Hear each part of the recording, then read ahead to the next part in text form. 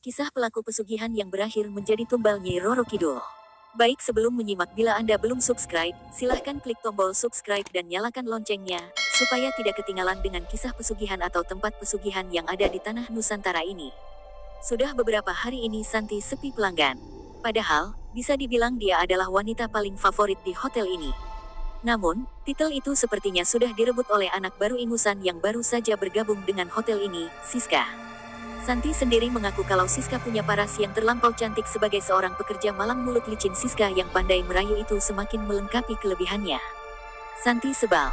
Bukan hanya anak baru itu terlihat songong, tapi ia hampir mengambil semua pelanggan Santi karena kehadirannya. Laras tidak terima. Ia harus melakukan sesuatu untuk mengembalikan pelanggan miliknya. Jika tidak, Santi akan selamanya tidak laku.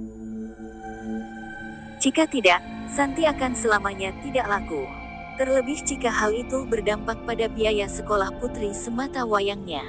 Santi tidak mau hidup sengsara lagi setelah dicampakkan suaminya 3 tahun yang lalu. Ia kemudian berniat melakukan pesugihan di pantai selatan Muara Cibuni, Jawa Barat. Santi paham ini bukanlah cara yang halal mendapatkan kekayaan. Tapi, ia tidak punya pilihan lain. Pada saat itu juga, Santi bergegas menuju pantai selatan yang letaknya tak jauh dari tempatnya bekerja untuk bertemu Nyi Roro Kidul di pantai selatan Tegal Bulet. Benar sekali, Santi akan menemuinya untuk meminta pertolongan. Santi paham kalau susuk kembang kantil dari Nyi Roro Kidul akan memberikannya kecantikan luar biasa, bahkan mengalahkan kecantikan Siska sekalipun. Dengan begini, semua pelanggan yang datang ke hotel itu akan langsung tertuju pada Santi. Tidak diragukan lagi, Santi akan kembali banjir pelanggan. Ia akan menagih tarif mahal saat ia sudah pakai susuk nanti. Wih, Sanyi pun sudah ngiler membayangkan dirinya bergelimang harta. Tapi itu nanti. Kini, Sanyi sudah sampai di pantai selatan Tegal Bulet, Jawa Barat, tempatnya di Muara Cibuni. Ia harus fokus untuk memanggil Nyi Roro Kidul. Kemudian, Santi duduk bersila di sebuah bongkahan karang yang lumayan besar. Tak lama, ia memejamkan matanya. Santi pun lalu merapal mantra-mantra untuk memanggil Nyi Roro Kidul. Suaranya terdengar sangat merdu bak nyanyian sinden kondang. Tiba-tiba, muncul suara hembusan ombak yang kencang. Santi menjadi deg-degan. Mungkin itu adalah Nyi Roro Kidul yang sudah datang dari dasar tengah-tengah Muara Cibuni. Namun, ia tidak mau gegabah. Santi pun tetap menyanyikan mantra itu sampai selesai. Setelah itu, bersamaan dengan selesainya mantra, hembusan ombak itu menjadi tenang dan berganti dengan hembusan angin yang lembut. Perlahan, Santi membuka matanya. Dan benar dugaannya, di depannya telah muncul sosok ayu Nyi Roro Kidul. Santi benar-benar terpukau atas kecantikannya. Ia memakai baju khas Jawa lengkap dengan selendang hijaunya. Nyi Roro Kidul juga terlihat anggun dengan kereta kencana yang dinaikinya. "Ada perlu apa kau memanggilku?" tanya Nyi Roro Kidul dengan suara bergema kepada Santi. Dan Santi pun agak sedikit ketakutan dan gugup menjawabnya, namun Santi pun buru-buru bersujud. Ia merasa telah berbuat salah. "Maafkan, saya telah lancang memanggil Nyai. Tapi, saya kesini untuk meminta pertolongan," Santi terbata-bata menjawab Nyi Roro Kidul sambil bersujud di depannya. "Katakan apa yang kau inginkan," katanya. Santi kemudian mengangkat kepalanya. Sambil menelungkupkan kedua tangannya, ia memohon kepada Nyi Roro Kidul. "Saya mohon untuk diberikan susuk kecantikan Nyai. Saya sedang sepi pelanggan sekarang. Sedangkan saya harus menghidupi anak saya satu-satunya. Aku harus membeli susu dan menyekolahkannya, karena bapaknya sudah tidak peduli lagi," kata Santi memelas. "Baiklah, aku akan menuruti permintaanmu. Ambil-ambillah bunga yang ada di balik karang itu dan makanlah kembang itu sebelum berangkat ke hotel," kata Nyi Roro Kidul. "Baik Nyai, terima kasih banyak." Santi pun bersujud kembali di hadapan Nyi Roro Kidul. "Tapi, kau harus siap aku panggil kapan saja sebagai tanda terima kasih kepadaku," imbuhnya. Santi yang tidak sepenuhnya mengerti perkataan tersebut segera mengangguk. Kemudian, Nyi Roro Kidul mengangkat tangan dan menunjuk di balik karang itu. Santi pun langsung turun dari posisinya dan mendatangi tempat yang ditunjuk Nyai tadi. Benar saja, di situ sudah ada kembang bunga yang bercahaya yang dikatakan Nyi Roro Kidul. Namun, saat ingin mengatakan terima kasih, Santi pun sudah tidak melihat lagi sosok Nyi Roro Kidul itu. Setelah pertemuannya dengan Nyi Roro Kidul, hidup Santi jadi semakin sejahtera. Hampir semua pelanggan mengantri untuk menikmati pelayanannya. Bahkan, berkat bunga-bunga pemberian dari Nyi Roro Kidul yang dimakannya itu, di hotel tempatnya bekerja menjadi sangat ramai, terlebih saat akhir pekan.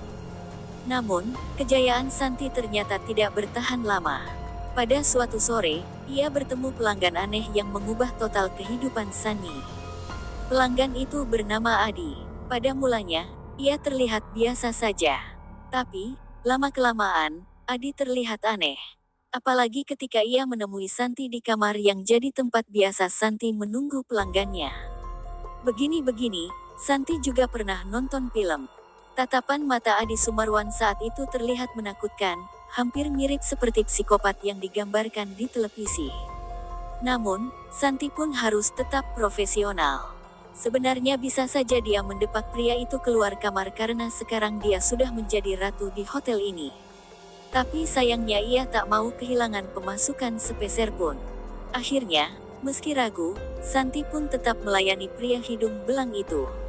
Tiba-tiba, Adi mengatakan sesuatu yang mengejutkan setelah mereka selesai melakukan sesi pemanasannya. "Santi, aku cinta mati kepadamu. Ayo kita menikah," kata Adi Sumarwan itu memegang tangan Santi dengan tatapan aneh. Santi pun langsung menampik tangan Adi.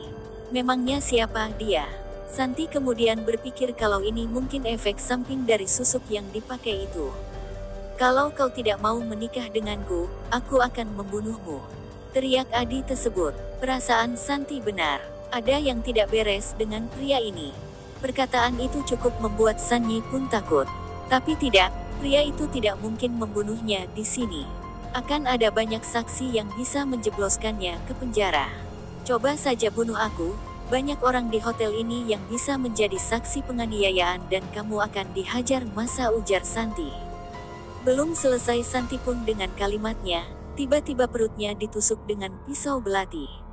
Pria itu benar-benar membunuhnya. Seketika, darah segar keluar dari perut Sanyi. Ia belum pernah merasa kesakitan yang luar biasa seperti ini.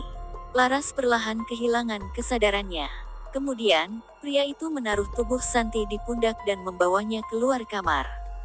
Jasad Santi yang lemah dan tak bisa menggerakkan badannya itu tak bisa melawan.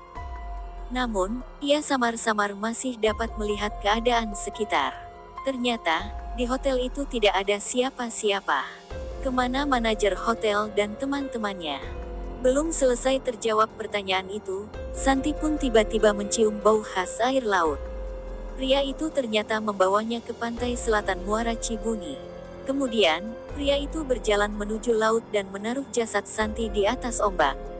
"Kamu sudah dipanggil oleh Nyi Roro Kidul," kata pria itu.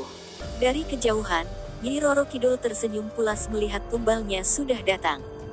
Sekian kisah tumbal pesugihan Nyi Roro Kidul pantai selatan Muara Cibuni. Kisah ini hanya fiksi belaka, apabila ada kesamaan dalam alur kisah itu hanya kebetulan saja. Dari sini kita bisa mengambil hikmahnya mengenai pesugihan Nyi Roro Kidul itu apapun bentuknya, karena Nyi Roro Kidul merupakan sosok siluman atau dedemit yang mendiami pantai laut selatan. Dia penguasa karena sang penguasa adalah Tuhan Sang Maha Pencipta alam semesta serta isinya. Tidaklah ada kekayaan yang kekal abadi karena sejatinya harta akan menjadi pertanggungjawaban kelak di akhirat, akan menjadi hisab dan pertanyaan. Mungkin sampai segitu dulu di pembahasan Laut Muara Sungai Cibuni, Jawa Barat. Jangan lupa tinggalkan like, komen, dan share ke sosial media Anda. Terima kasih. Wassalamualaikum warahmatullahi wabarakatuh.